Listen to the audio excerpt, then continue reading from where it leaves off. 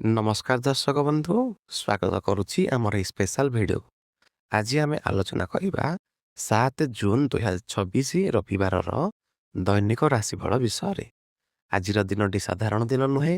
ଆଜି ଚନ୍ଦ୍ରଦେବ କୁମ୍ଭ ରାଶିର ରାହୁଙ୍କ ସହ ମିଶି ଚନ୍ଦ୍ର ରାହୁ ଗ୍ରହଣ ଯୋଗ ସୃଷ୍ଟି କରୁଛନ୍ତି।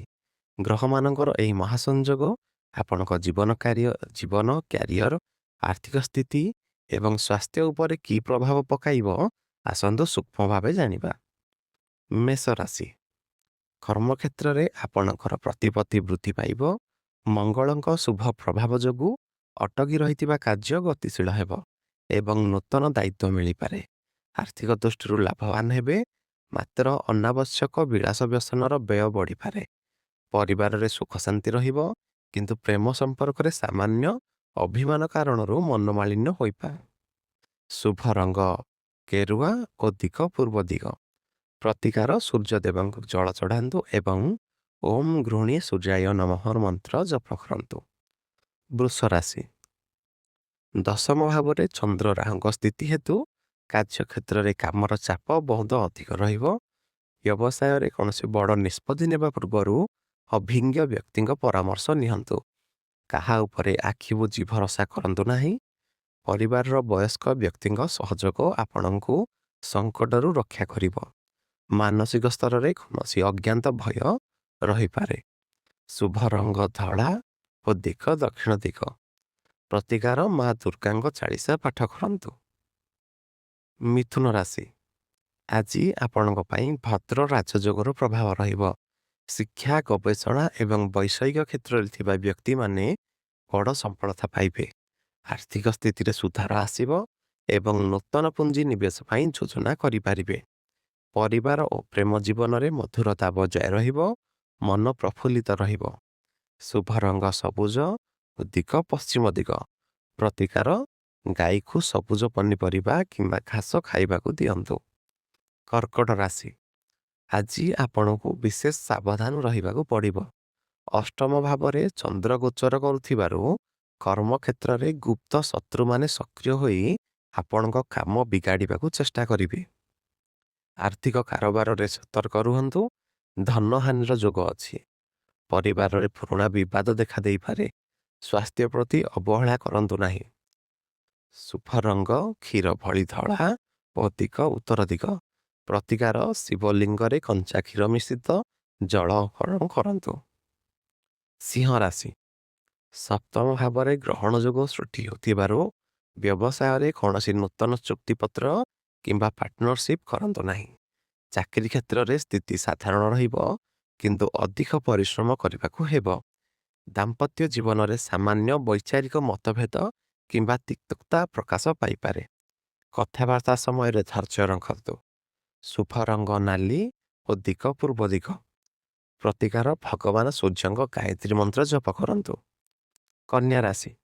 ଆଜି ଦିନଟି ଆପଣଙ୍କ ପାଇଁ ଅତ୍ୟନ୍ତ ଅନୁକୂଳ।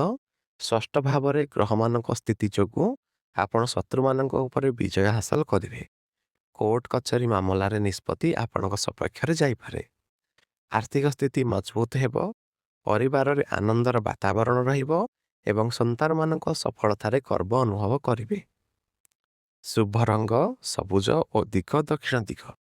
ପ୍ରତିକାର ଗଣେଶ ଭଗବାନଙ୍କୁ ଦୁବ ଘାସ ଚଢ଼ାଇ ଆରାଧନା କରନ୍ତୁ। ତୁଳା ରାଶି। ପଞ୍ଚମ ଭାବରେ ଗ୍ରହଣ ଯୋଗ ହେତୁ ସେୟାର ମାର୍କେଟ କିମ୍ବା କୌଣସି ପ୍ରକାର ଲଟରୀରେ ପୁଞ୍ଜିନିବେଶ କରନ୍ତୁ ନାହିଁ। ବଡ଼ ଆର୍ଥିକ କ୍ଷତି ହୋଇପାରେ। ବିଦ୍ୟାର୍ଥୀମାନଙ୍କର ପଢ଼ାପଢ଼ିରେ ମନ ଲାଗିବ ନାହିଁ। ଏକାଗ୍ରତାର ଅଭାବ ଦେଖାଦେବ। ପ୍ରେମ ସମ୍ପର୍କରେ କୌଣସି ତୃତୀୟ ବ୍ୟକ୍ତିଙ୍କ ପାଇଁ ଭୁଲ ବୁଝାମଣା ସୃଷ୍ଟି ହୋଇପାରେ। ମନ ବିଚଳିତ ରହିବ। ଶୁଭ ରଙ୍ଗ ଗ୍ରୀନ କିମ୍ବା ଗୋଲାପୀ ଓ ଦିଗ ପଶ୍ଚିମ ଦିଗ। ପ୍ରତିକାର କୌଣସି ଗରିବ ବ୍ୟକ୍ତିଙ୍କୁ କିଛି ଚାଉଳ କିମ୍ବା ଚିନି ଦାନ କରନ୍ତୁ। ବିଛା ରାଶି। ଚତୁର୍ଥ ଭାବରେ ଚନ୍ଦ୍ର ରାହୁଙ୍କ ପ୍ରଭାବ କାରଣରୁ ମନରେ ଅଶାନ୍ତି ଓ ଘରେ କଳହର ପରିବେଶ ସୃଷ୍ଟି ହୋଇପାରେ। ଜମିଜମା କିମ୍ବା ଗାଡ଼ି କିଣିବାର ଯୋଜନା ଥିଲେ ଆଜି ତାକୁ ସ୍ଥଗିତ ରଖନ୍ତୁ। ମାଙ୍କ ସ୍ୱାସ୍ଥ୍ୟ ହଠାତ୍ ବିଗିଡ଼ିପାରେ, ଯାହାଦ୍ୱାରା ଚିକିତ୍ସା ଖର୍ଚ୍ଚ ବୃଦ୍ଧି ପାଇବ। ଛାତିରେ ଯନ୍ତ୍ରଣା ବା ଗ୍ୟାସ୍ ସମସ୍ୟା ପ୍ରତି ସତର୍କ ରୁହନ୍ତୁ। ଶୁଭ ରଙ୍ଗ ନାଲି ଓ ଦିଗ ଉତ୍ତର ଦିଗ। ପ୍ରତିକାର ହନୁମାନ ଚାଳିଶା ପାଠ କରନ୍ତୁ ଏବଂ ମସ୍ତକରେ ସିନ୍ଦୁର ଲଗାନ୍ତୁ। ଧନୁ ରାଶି, ପରାକ୍ରମ ଭାବରେ ଚନ୍ଦ୍ରଙ୍କ ସ୍ଥିତି ଯୋଗୁଁ ଆଜି ଆପଣଙ୍କ ଆତ୍ମବିଶ୍ୱାସ ଶୀର୍ଷରେ ରହିବ।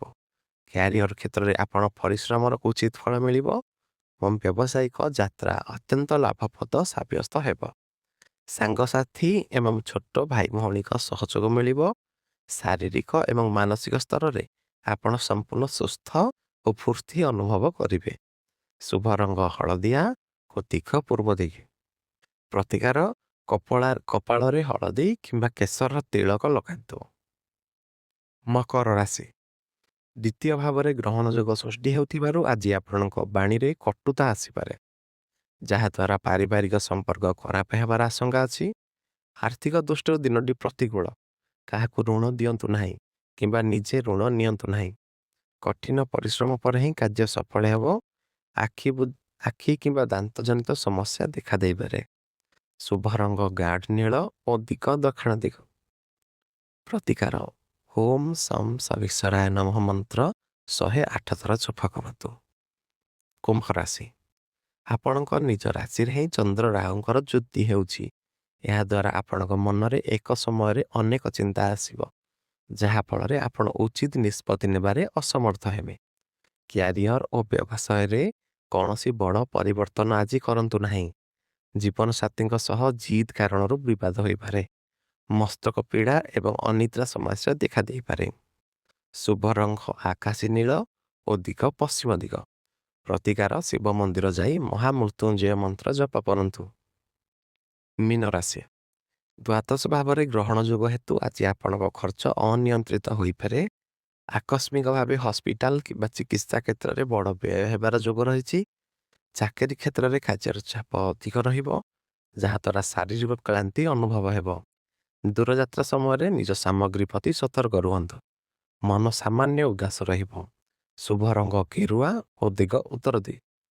ପ୍ରତିକାର, ସନ୍ଧ୍ୟା ସମୟରେ ହନୁମାନ ଚାଳିଶା ପାଠ କରନ୍ତୁ ଏବଂ କଳା ବିରି ମନ୍ଦିରରେ ଦାନ କରନ୍ତୁ। ତେବେ ଦର୍ଶକ ବନ୍ଧୁ, ଏହା ଥିଲା 7 ଜୁନ 2026ର ସମ୍ପୂର୍ଣ୍ଣ ରାଶିଫଳ। ତ ଆମ ଚ୍ୟାନେଲକୁ ଲାଇକ୍, ସେୟାର ଏବଂ ସବସ୍କ୍ରାଇବ୍ କରିବାକୁ ଭୁଲନ୍ତୁ ନାହିଁ। ମହାପ୍ରଭୁ ଶ୍ରୀ ଜଗନ୍ନାଥ ଆପଣ ସମସ୍ତଙ୍କୁ ସୁଖ ଓ ଶାନ୍ତି ପ୍ରଦାନ କରନ୍ତୁ। ଜୟ ଜଗନ୍ନାଥ।